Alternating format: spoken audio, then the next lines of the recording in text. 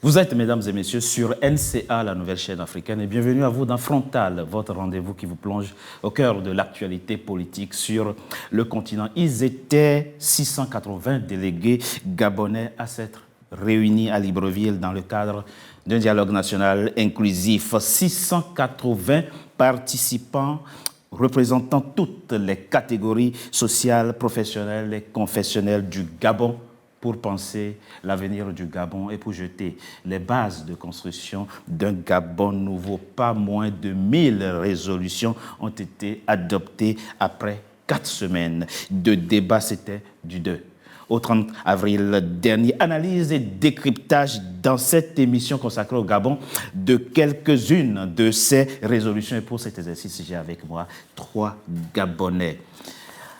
Anne-Marie Dorazek, Bendom, vous êtes journaliste, membre du PDG, le Parti démocratique gabonais, l'ancien parti au pouvoir. Merci d'avoir accepté notre invitation pour nous dire ce que vous inspire le dialogue qui vient de prendre fin dans votre pays, le Gabon. Merci à vous. Merci à vous également. Joanne Dué-Eyi, oui. Vous êtes communicant, votre activisme contre l'ancien régime, le régime Bongo, on le connaît, mais là, vous dites soutenir à fond et sans réserve la transition et son président qui enfin offre, selon vous, de belles perspectives pour votre pays, le Gabon. Vous nous en direz davantage au cours de cette émission. Merci pour l'invitation. Merci d'avoir accepté notre invitation. Armand Mouyedi, vous êtes ingénieur, généraliste en entrepreneuriat. Vous avez plutôt un œil un peu critique sur la transition au Gabon avec d'autres Gabonais. Vous avez créé, ou du moins vous venez de créer un parti, le PUR, le Parti de l'unité et de la régénérescence. De la régénération. Le mot est fort. Régénération, le mot est fort. Mais que critiquez-vous concrètement sur une transition commencée le 23 juillet dernier? Vous nous en direz davantage au cours de cette émission. Merci à vous. Je vous remercie. Merci d'avoir accepté notre invitation. Nous l'avons dit, le dialogue gabonais a accouché de 1000 résolutions dont le président Guy Clotaire Oligui Nguema s'engage à concrétiser l'essentiel. Mais quel était, au sortir de ce dialogue, le sentiment général des participants? Nous avons posé la question aux religieux. Prophète Béni Nguabina, l'homme, vient d'ailleurs d'être nommé membre du Comité national constitutionnel dont il est par ailleurs le vice-coordinateur. On l'écoute très rapidement. On en parle après. À titre principal, je dirais que on a retenu le sentiment, l'expression du peuple gabonais à travers ce dialogue-là, ce que le peuple gabonais veut que le Gabon soit. Et ce que j'ai retenu, c'est cette unité de se retrouver, n'est-ce pas, ensemble pour penser Gabon, sans heurts. Et ça, c'est ce que je peux retenir en gros de ce dialogue national. Bon, je pense que tous les points ont été pris en compte. Maintenant, ce qui va falloir faire, c'est la mise en œuvre de cela, parce que les Gabonais ont émis, n'est-ce pas, un certain nombre de propositions et je pense qu'ils n'ont rien oublié. Tous les volets ont été évoqués, soit en politique, économie, sur le plan social. Tous les points ont été évoqués. C'est maintenant la mise en œuvre de ces points-là qu'il va falloir regarder. Mais sinon, il n'y a pas, à mon avis, à mon humble avis, il n'y a pas eu d'omission vraiment à titre majeur, titre principal. Tous les sujets ont été traités. Il va falloir simplement les peaufiner maintenant. Béni Nguabina, nous venons de l'entendre, dit, il a été décidé au dialogue qui vient de prendre fin dans votre pays, les Gabonais ont décidé de ce que sera le Gabon. Quel regard portez-vous sur le dialogue qui vient de prendre fin dans votre pays, le Gabon? J'ai un regard mitigé sur ce qui s'est passé au Gabon, notamment sur ce dialogue. D'entrée de jeu, il était inclusif. D'entrée de jeu. Dans la pensée collective, il était inclusif. Sauf que dans la mise en œuvre, il était loin d'être inclusif. Pour la simple et unique raison que le choix des membres, des participants à cet événement majeur a été en fait subjectif. On peut se rappeler notamment de la conférence nationale, puisqu'on fait très souvent le rapport entre la conférence nationale et ce dialogue. La conférence nationale de 1990 était, j'ai envie de dire pour ma part, inclusif. Pourquoi? Parce que tous ceux qui avaient la volonté d'y assister étaient là. Les gens, ceux qui venaient n'étaient pas rémunérés. Vous savez, en tant que chrétien, j'ai une parole qui dit le cadeau a tendance à corrompre la personne. Et je considère qu'à partir du moment où ils ont été rémunérés, ils n'ont plus été objectifs. Ils n'ont plus été objectifs. Donc, à partir de là, en fait, c'est biaisé, pour moi. Le dialogue a été biaisé. Pour moi, c'est biaisé. Mais ce n'est pas... Alors, ce n'est pas l'agent du président de la transition, Guy Clotaire Oligui Nguema, qui a servi à rémunérer les gens. C'est l'agent du Gabon. Quand les gens viennent d'un peu partout au chevet du Gabon pour penser l'avenir du Gabon, expliquez-nous en quoi est-ce qu'il y a corruption dans le fait de rémunérer les participants. Vous dites bien que c'est l'argent du Gabon. Pardon? Vous dites bien que c'est l'argent du Gabon. Qui décide de décaisser l'argent du Gabon? Écoutez, vous avez des Gabonais en face de vous. Alors, il dit deux choses très rapidement pour qu'on rentre dans le vif du sujet. Le choix des participants, dit-il, a été biaisé, mais moi j'ai cru comprendre, c'est ce que j'ai lu en tout cas sur le site du CETRI, j'ai compris que les délégués étaient issus, délégués d'ailleurs, le mot délégué, étaient issus des différentes catégories sociales, professionnelles et même confessionnelles. On vient d'entendre un religieux que les délégués les participants qui étaient à ce dialogue représentaient les couches et les catégories sociales. C'est ce que j'ai compris. Mais visiblement, ils pensent que le choix des participants est biaisé et qu'il ne fallait même pas les rémunérer. Moi, je ne sais même pas si... Non, ce n'est pas ce qu'il est... C'est pas, je vais à la suite de mon compatriote, ce n'est pas ce qu'il essaie de dire. Ce qu'il essaie de dire, c'est que le choix des participants a été fait par le président du CTRI, c'est-à-dire le chef de l'État, M. Brice Clotaire Oligui Nguema. Et qu'à partir de là, aucun de nous, même ceux qui ont participé, ne connaissent pas les critères qui ont permis que l'on choisisse un tel ou un tel. Ça, c'est un premier point. Mais clarifiez, d'où tenez-vous cette information? Moi, ce que j'ai compris, c'est le comité d'organisation qui a choisi. Ce n'est pas le président qui, chez lui, aurait choisi. Enfin, ce n'est pas le comité d'organisation. On ne va pas faire la langue de bois. On va vite arrêter ça. D'accord. C'est M. Brice Clotaire Oligui Nguema. Et avec les noms qu'on l'a proposés, c'est ce monsieur qui a choisi, qui participait, qui ne participait pas. À partir de là, on peut se demander, en tant que citoyen, puisqu'on a fait partir M. Ali Bongo Ondimba et tous ceux qui venaient avant, parce qu'ils n'agissaient pas dans la normalité et surtout n'étaient pas transparents. Or, le choix de ces personnes qui ont participé, que ce soit au niveau national et que ce soit les Gabonais de l'extérieur, le choix incombe au chef de l'État actuel, le président du CTRI. Monsieur I. Monsieur Togbé, déjà, encore une fois, merci pour l'invitation. Je pense humblement que ce qu'il faut que les gens comprennent, c'est que le Gabon est actuellement dans une phase de transition. Oui.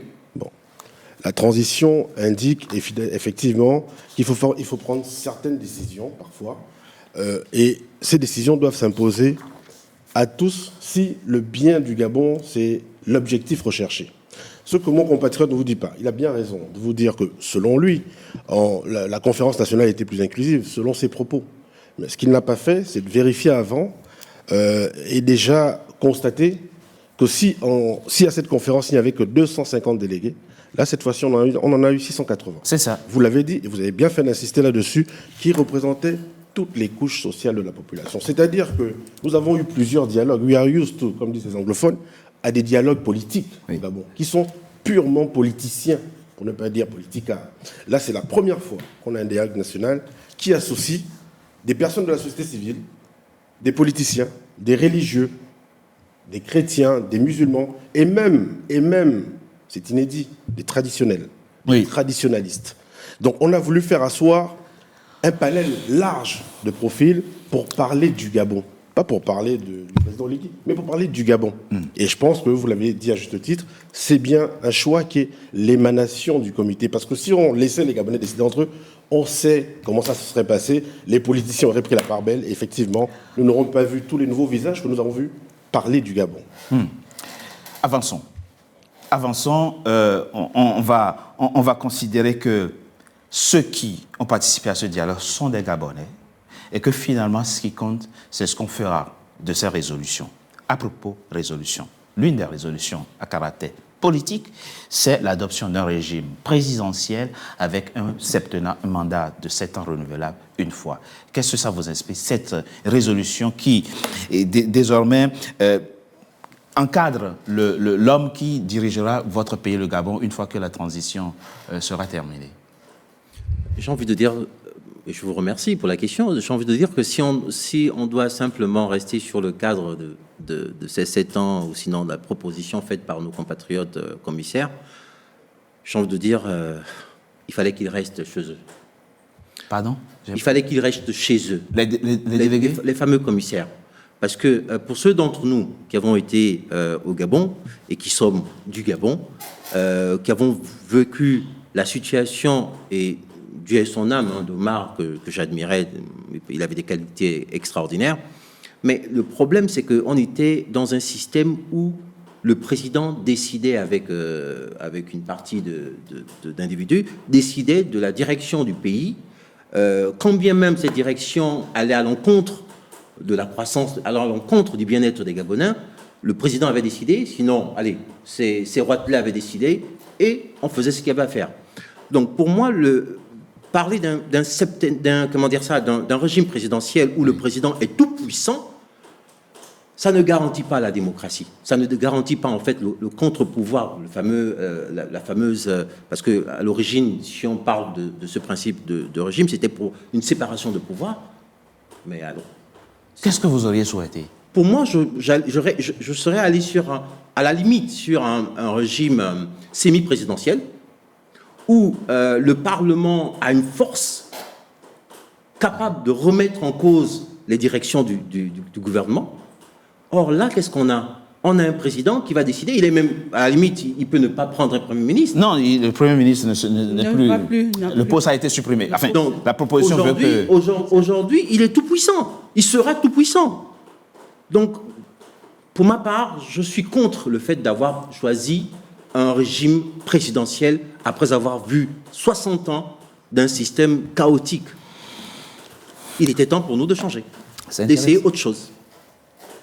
Oui, c'est ce qu'il dit est tout à fait ce que beaucoup de gens ont ressenti, parce que ce qui nous revenait du dialogue national inclusif, exclusif, c'était le fait qu'on nous a vendu que l'ensemble des participants avaient plus ou moins pesé sur un président fort. C'est quoi un président fort? On ne peut pas avoir passé 56 ans sous Bongo père et fils, sortir de là et nous reparler d'un président fort. Ce que nous avons besoin, et moi les préconisations sont une chose, oui. Je fais confiance à M. Oligui Nguema qui a mis en place un comité qui va suivre tout ça, oui. Pour essayer d'équilibrer les choses. Parce que pourquoi? Parce que pendant, que ce soit sous Omar Bongo, sous Ali Bongo, on avait... une Assemblée nationale, un Sénat, ça ne faisait qu'enregistrer et il n'y avait vraiment pas de contre-pouvoir. On l'a vu avec la fameuse loi sur l'homosexualité, sur le genre, si on veut, où on a appelé les députés le matin pour leur dire non seulement vous allez voter, mais vous allez voter, il faut qu'on vous voit voter. La personne qui ne vote pas, eh ben, il est contre le président. Pourquoi? Parce que nous avions un président fort. Aujourd'hui, le Gabon, né après le 30 août 2023, a besoin d'un chef d'État solide, mais avec de véritables contre-pouvoirs autour de lui qui le ramèneront au cas où il ferait quelques sorties de route qui le ramèneront sur l'autoroute. C'est ce dont a besoin le pays. Alors, sur le principe, le présidentialisme n'exclut pas les contre-pouvoirs. Sur le principe, oui. Après On peut comprendre ce que vous êtes en train de dire très rapidement. Et Joanne... Non, mais un petit instant. Oui. Pourquoi je le dis? Parce qu'on le voit aujourd'hui, ça n'exclut pas les contrôles. On le voit aujourd'hui avec les sénateurs et les députés nommés de la transition. On ne voit pas vraiment des députés ou les sénateurs de la transition jouer pleinement leur rôle de contre-pouvoir par rapport à ce que viennent dire, que ce soit les ministres, que ce soit même ce que préconise le chef de l'État. Ils ne réagissent pas dans ce qu'on attend d'eux. Donc, c'est pour ça que les contre-pouvoirs sont indispensables si on veut repartir sur les deux pieds. Alors, pour aller, je voudrais, si vous me permettez, parce que allez-y, c'est ça aussi la démocratie. Allez-y. Je voudrais rappeler que ce sont ces recommandations l'émanation de Gabonaises et de Gabonais. Monsieur Togbe, c'est important de dire que quand le CTRI met en place ce dialogue, quand il propose ce dialogue à travers le comité qu'il a organisé, ce n'étaient pas essentiellement des membres du CTRI qui étaient présents. Je me répète, parce que la pédagogie, c'est aussi la répétition. Ce sont des Gabonais qui venaient de tous les horizons possibles, qui se sont assis et qui ont travaillé, là aussi, vous avez peut-être oublié de le mentionner, sur la base de résolutions, de recommandations de Gabonais qui avaient été invités pendant quasiment 3 mois, 2 mois plus 1 mois de rallonge, à faire des propositions sur la vision qu'ils avaient du Gabon, le Gabon qu'ils voulaient, le Gabon dont ils rêvaient. Je crois que les gens aussi sont lassés d'une situation où, sans rentrer dans des définitions théoriques, on a eu des cas de premiers ministres, on a eu des cas de ministres qui, une fois débarqués, s'exonéraient de toutes les charges et de toutes les responsabilités. Je n'étais pas ministre, c'est le président qui décidait. Peut-être que les Gabonais estiment qu'avec cette nouvelle façon de faire, le président sera responsable de ses actes. Et vous l'avez dit, attention, ça n'exclut pas les contre-pouvoirs. Tout se jouera dans la pratique de la gouvernance du pays. Si vous me permettez quand même, ce que mon compatriote oublie de mentionner, je veux revenir dessus sur son côté inclusif de cette organisation. Il oublie de dire que le nombre ne qualifie pas le côté inclusif. Parce que ce qu'il dit, en substance, et il a dit tout à l'heure, mais malheureusement je l'ai laissé parler, mais je voulais quand même revenir dessus, il parlait du nombre qui était plus important que notre référence, permettez-moi de prendre la référence de 90. Pour lui, en fait, le fait qu'au niveau de son dialogue national entre griffes, inclusif, il y avait plus de monde que la conférence nationale, pour lui, c'est la garantie. Allez au fond de votre pensée, expliquez-nous qu'est-ce qui aurait dû être fait. Comment auriez-vous voulu que les participants furent choisis? Pour ceux qui ont pu voir la conférence nationale, elle était retransmise. Est-ce que lors de le fameux dialogue national, les journalistes ont pu filmer ce qui se passait? Est-ce qu'ils ont filmé les débats? Mais répondez sur la question du choix. Qu'est-ce que vous auriez souhaité? Comment auriez-vous voulu voir les participants choisis? Mais le peuple gabonais attendait de voir les débats. Non, monsieur. De voir ces débats. Monsieur Mouendi, d'accord. Le débat n'a pas été médiatisé. Il parlait tout à l'heure du fait que tous les points ont été énoncés, mais il y a eu un besoin des populations sur un comité de réconciliation. Mais dites-moi si, en regardant l'ensemble de ces 1000 propositions, il y a eu un point sur la réconciliation nationale. Permettez-moi de répondre. Pour l'avenir. Non, mais pour l'avenir, il faut qu'on se comprenne. Pour l'avenir, expliquez-nous comment auriez-vous... Je repose la troisième fois la question, s'il vous plaît, monsieur Mouendi. Vous n'êtes pas satisfait avec la façon dont les participants ont été choisis. Ce n'est pas démocratique, selon vous. Ça a été biaisé. Quel aurait été le mécanisme qui vous aurait plu? Un critère objectif, c'est-à-dire soumis à tout le monde. Ça veut dire, on choisit un profil, c'est-à-dire que c'est un profil.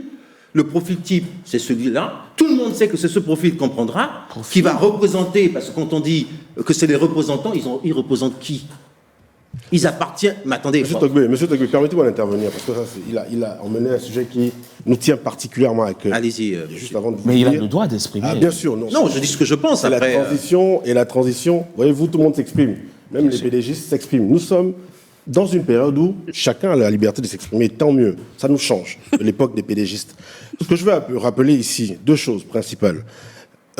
Quand on a commencé dans le choix, dans la réflexion pour organiser ce dialogue, il y a eu un cas, je ne vais pas le citer pour ne vexer personne, d'un parti politique à qui on lui a demandé d'envoyer 4 noms. 4 noms, parce qu'il fallait faire effectivement des arbitrages entre les personnes qui allaient être présentes au dialogue. Dans ce parti politique que je ne citerai pas, mais ils suivent tous mon regard, le représentant du parti politique a mis son nom à lui, celui de son épouse, celui de son fils et celui de son gendre. C'est aussi pour ça qu'à un moment donné, pour que la diversité d'idées, de personnes, de profils s'expriment, il fallait un moment faire les arbitrages. Et je vous dis, moi, qui ai comme mes frères, mes compatriotes, suivi ce débat, on a vu des visages qu'on ne connaissait pas. On a vu des Gabonaises et des Gabonais qu'on n'a jamais entendus aller s'exprimer. Et ils s'expriment sur un sujet qui concerne le Gabon. Parler du Gabon ne peut pas être l'exclusivité de celles et ceux qui sont encartés dans les partis politiques. Et j'en viens au point qu'il vient d'énoncer, qui est un point très important, permettez-nous. Il a regretté, comme beaucoup de Gabonaises et de Gabonais, que l'occasion de ce dialogue national ne fut pas l'opportunité de mettre en place la commission vérité-réconciliation. C'est ce qu'il voulait dire. Et justice. Et c'est un débat qui fait couler beaucoup d'encre actuellement au Gabon, et de salive. Puisqu'on voit même, Mais c'est important. comble de l'ironie, M. Togbé, des PDGistes qui étaient aux affaires lorsque les troubles qu'ils regrettent demandaient la mise en place de cette même commission. Cela va de soi, c'est de bonne guerre, dirait-on. Ce que tout le monde n'a pas fait, par contre, et c'est ça qui est dommage, parce qu'au Gabon, tout le monde parle de politique, tout le monde. Ce qui est dommage, c'est que tous ceux qui réclament la commission et la mise en place de la commission Vérité et Réconciliation n'ont pas pris le temps, simplement, je dis bien le temps simplement, d'aller vérifier ce qui s'est fait ailleurs, d'aller vérifier si dans le contexte d'un dialogue qui est défini pour durer 1 mois, on pouvait mettre en place une telle commission qui ailleurs, sous d'autres cieux, je ne parle même pas de l'Amérique latine, je prends des cas précis, Afrique du Sud et Rwanda, ont mis des années à se mettre en place. Je parle juste de la mise en place technique de la commission. Pourquoi ? Parce qu'une commission Vérité et Réconciliation, ce n'est pas une décision politique. Hein. C'est pas une décision politique. C'est une décision politique. Mais c'est pas une fulgurance, je voulais dire. Oui. C'est une décision qui doit être mûrement réfléchie parce qu'elle répond à la justice transitionnelle. Mais vous comprenez le sens de la demande. Et je comprends d'autant plus que j'ai été victime moi-même. Oui. Mais je dis, l'urgence, ce n'est pas ça. Parce qu'on fait du chantage aujourd'hui par rapport à cette commission, du chantage politique. Ce qui est important, je finis par là, en réalité, si on veut parler de bienveillance dans notre pays, enfin, si on veut avoir une gouvernance humaine, humanisée, il faut se souvenir, par contre, effectivement, il y a des victimes, et il faut aller vers l'idée de mettre en place un fonds de soutien aux victimes, parce que chez nous, les Bantous, d'accord, quand les enfants se sont battus, ce qu'on fait, c'est d'abord les soigner, c'est d'abord prendre soin d'eux. À un moment donné, les guéguerres politiciennes, ça a bon dos. Maintenant, on veut s'occuper des victimes, soigner des victimes, les accompagner psychologiquement pour qu'elles se reprennent, de sorte à ce que le président n'est pas contre l'idée. D'ailleurs, dans son dernier discours, il a dit, dans son discours d'ouverture du dialogue, il a bien dit qu'il se donne l'opportunité de la mettre en place. Il n'a pas dit non.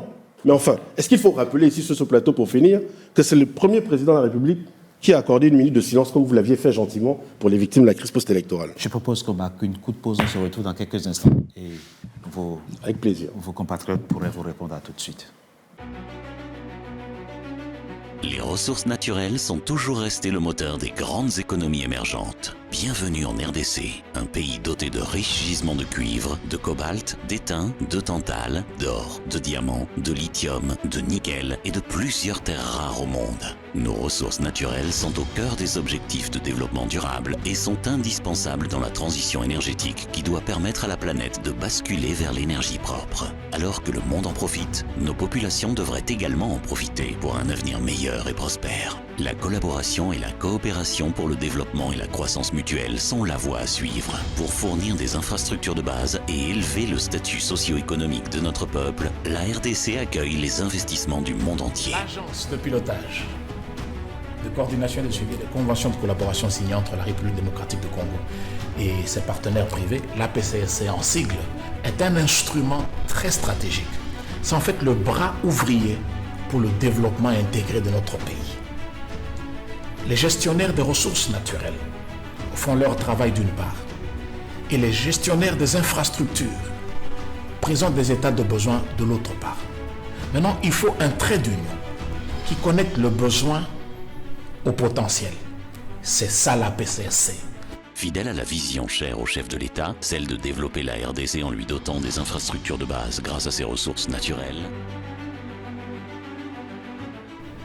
notre détermination, c'est de voir un Congo industrialisé, un Congo développé, un Congo où on peut se déplacer, un Congo où on peut imaginer l'inimaginable. Donc, si vous envisagez un investissement important pour des perspectives mutuellement bénéfiques, contactez-nous. APCSC souhaite la bienvenue au monde en RDC et à son tour fait du monde de la RDC une économie florissante, prospère et inclusive.